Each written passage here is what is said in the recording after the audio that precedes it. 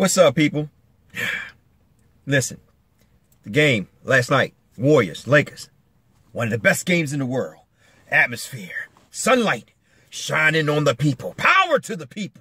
The game of the year. Anyway, listen, this is your man, Urban Lover, report from the Urban about to about to hit school. Funny thing is, there's really, listen, even though the Lakers lost yesterday, and we all know, let's be honest, when the Lakers play against the Warriors, the Lakers play pretty good against the Warriors because they have a coach that knows the Warriors system.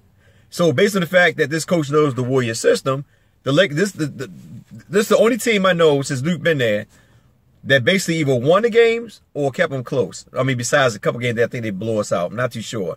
But we kept them close. Now, with that being said, all I can say like this, I mean, kudos to Luke Walton. I would have tried to change up a little bit going into the second half. Huh? What are you doing? I'm making a video. You can come on and jump in, but I'm making a video. Get me out of the chair. I want Scott here. You get that there. That's my daughter. Me? Get out of here. Anyway, let me get back to the video. Look, I'm going to say like this. At the end of the day, it's this. You got to hide behind the chair. Come on, try and make a video here. Look, anyway, well, I'm going to say this. The Lakers play good. They play good. They came out with 5. Brandon Ingram finally didn't become Mr. Pass up a lot of shots and actually took it to him. The only problem I have with Brandon Ingram is this. The main thing is that he got to have much more ball control when he's penetrating. You know, especially when you got guys around you and you're trying to go to the hoop. Because he actually turned the ball over, I think, on a couple occasions. I mean, how many turnovers did he have, if I'm not mistaken? Let me see. He had 7 turnovers. 7. And I was talking to Don Tizzle, and he said that Lonzo actually cost us the game when remember when Draymond Green basically pushed Brandon Ingram out of the way to grab that rebound, hit it, hit it out, hit it towards the back end in order for somebody to get it. I said, well, in reality, we should never came in that position. And going back to what I said before, Brandon Ingram, now he dropped 30-something points. But he also was a turnover machine, too. We have to acknowledge that as well. I mean, he still played good. I don't knock what he did. I mean, because he was being aggressive. I love that. But he just got to be much more controllable when he's going through the paint. Like I said, he had a lot. He had, I think, 4 turnovers off of steals where he went through the paint and they either stripped him or he tried to take behind the back and they were able to get up on him to make him lose control of the ball. He got to work on that. Other than that, listen, besides that alone, Brandon had a good game. I personally, when he took that one shot, that could have ended the game. I think they should have went to somebody else, somebody wide open. Instead, they let him break him down. But at the end of the day, you got to get used to having a closer. One thing the Lakers don't have. So I'm not going to knock Brandon Ingram for that because the Lakers do not have a closer, somebody they can get the ball to and let them control the tempo of the offense in those last couple of seconds in order to either win the game or, kick it out to somebody else for an easy layup or a shot, whatever it may be. But they got to have somebody that's going to close the game. And I'm liking the idea of what Brandon Ingram is doing because I've been hard on him, man. Like I said, he haven't been passing. I mean, he's been very passive, and I that's why I was on Kyle Kuzma because Kuzma, yeah, he come in instant offense. He's not afraid to take the big shots. And Brandon Ingram, sometimes you'll see him just floating and not taking the shots. Now, Julius Randle had another monster game. Larry Nance ain't do too much, but Julius Randle had another monster game. And I told people if Luke Walton really need to play Julius Randle with Lonzo so he can get easy feeds. That one play when Jordan Clarkson penetrated to the paint and actually kicked it out for Julius. Julius Randle was so freaking dominant when they get him in position, when he's playing right down low in the rim and they give him the ball at the exact time. Not when he's 15 feet out or 8 feet out, something like that. But when he's down low, because when he only got one person on him, I don't care who it is. Y'all see what he did with Draymond Green. Draymond Green was on him. He gave Draymond Green body and went up for a dunk and a layup. So it's much more. That's why I say the Lakers, the whole thing is that I'm hoping that Luke Walton pay attention to some of his offense, the way it's ran, and start utilizing their strength versus their weakness. Because a lot of time I don't like to see Julius Randle at the top of the key making plays. I don't like that. I like when he's playing around the paint where somebody can, drive, or if you get a good low post, if you get somebody posted up, they can pass him the rock where he can easily make an easy layup or a dunk before they double team on him. Because 1-on-1, it's hard for a player to stop Julius Randle down low by himself. So they took advantage of that. like I said, Lakers played pretty good. Brook Lopez, I'm going to talk about you in a five-minute grace period because I don't know what the hell is going on with you. Excuse my language. Lonzo Ball played 43 minutes. He had a good game. He came out shooting. He had 10 assists, 15 points. I think he should took more shots. And also going into the overtime, Lonzo Ball only brought the ball down 3 times. That was crucial in us losing as well because I believe at the end of the day, and I told you guys over again, I like KCP, but I don't like him bringing that ball down. KCP cannot pass. He's not somebody, like it was a lot of pinpoint plays that they could have made, easy layups, that KCP or Brandon Ingram, I'll be honest with you, Brandon did it as well. They hold the ball too long and they don't get other people involved. Now, what I'm saying is that, like, it was a couple of times where KCP came down and Jordan Clarkson ran underneath and he didn't catch him. Same thing with Julius Randle. You know, got somebody post up, KCP didn't see it, you know, going one-on-one. And he's, you know, taking a lot of shots. I don't mind that. But at the end of the day, I like to see the ball move more than one time. Brandon Ingram, you know, he, like I said, had a good game, but he got to be consistent. Meaning the next game, don't give me 12, 15 points. You know what I'm saying? Next game, come out, drop another 20 if you can. You know, 18, whatever.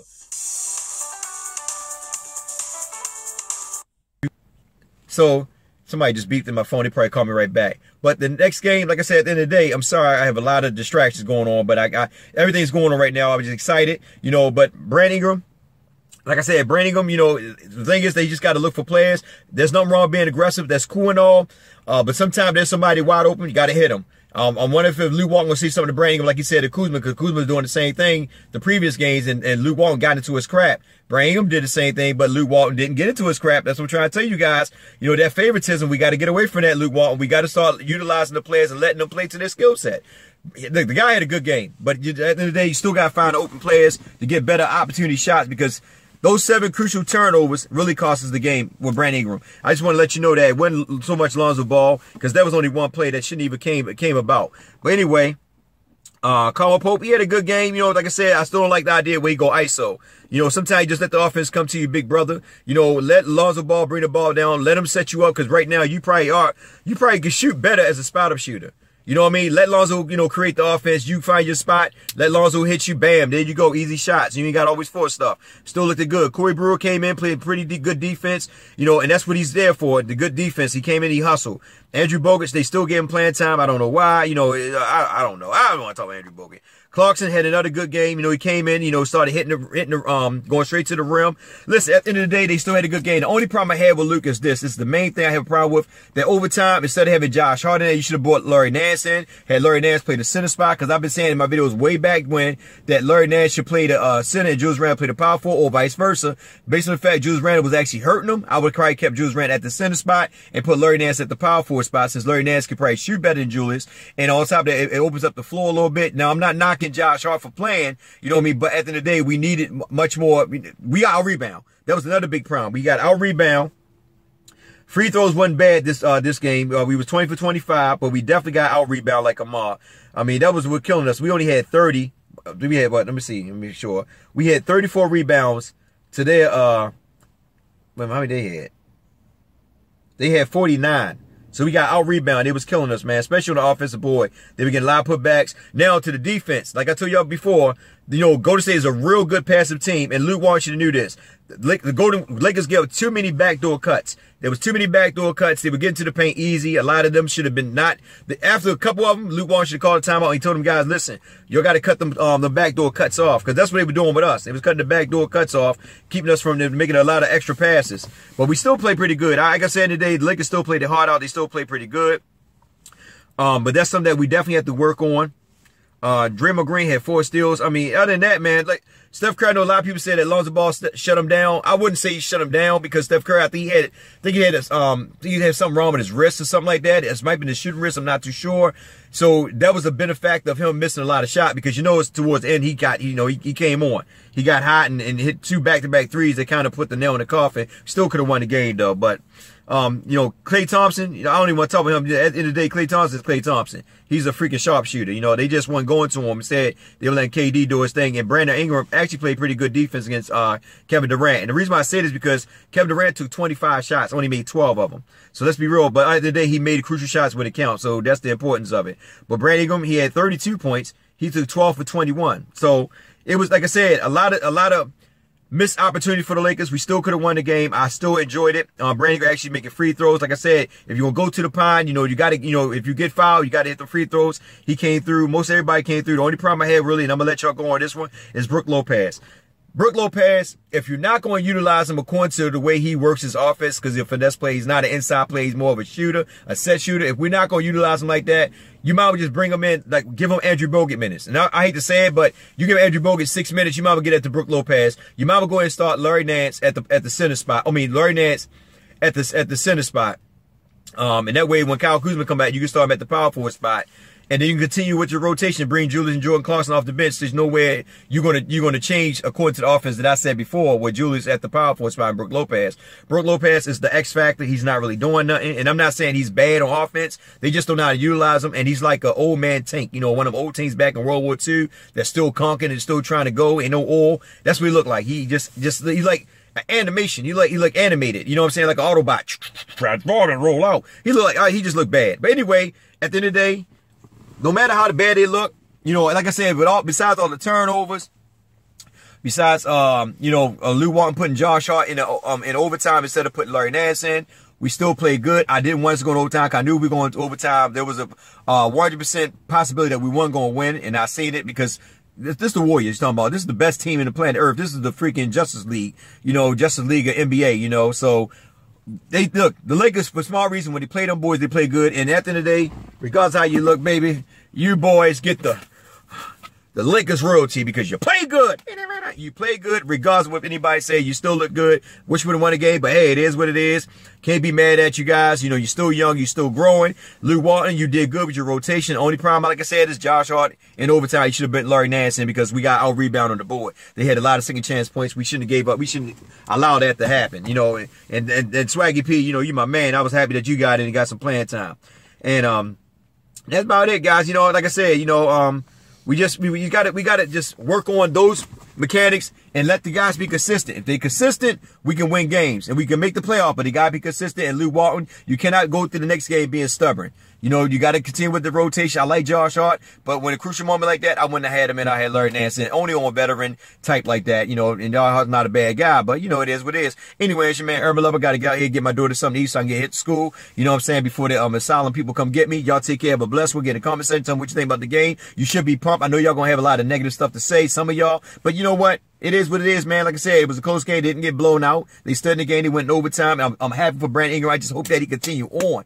But think about it. And I'm going to say this real quick, and I'm going to let y'all guys go. If Lew Walton would just go ahead and start Larry Nance, go ahead and bring Brook Lopez off the bench, start Larry Nance at the center spot, start Kuzma at the power forward spot, Brandon Ingram at the small forward spot, KCP and Alonzo Ball, you know, mine would just go small. I mean, Brook Lopez ain't doing nothing anyway. He's not giving me no rebounds. He's not doing anything. If he go with that squad right there, man, that means now you have Kuzma and you have Kuzma, KCP, if he can start, you know, being consistent, Kuzma, KCP, and freaking Brandon Ingram, man. Bringing Kuzma right there can average 18 to 20 easy, man. We got a nice little starting five, and then with Julius and Jordan Clarkson come off the bench, and then the end of the game, you go with